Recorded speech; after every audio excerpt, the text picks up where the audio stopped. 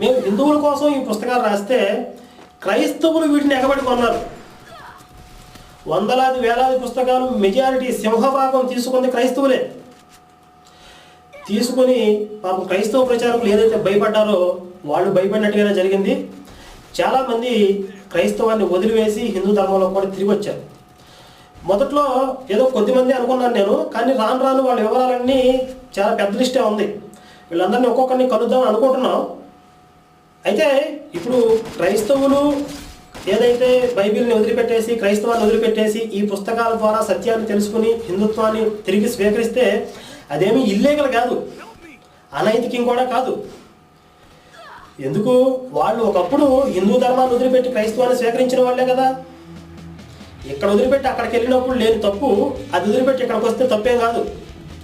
అప్పుడు ఇక్కడి నుంచి అక్కడ వెళ్ళడానికి వాళ్ళకి స్వేచ్ఛ ఉంది, ఇప్పుడు కూడా అక్కడి నుంచి అక్కడికి రావడానికి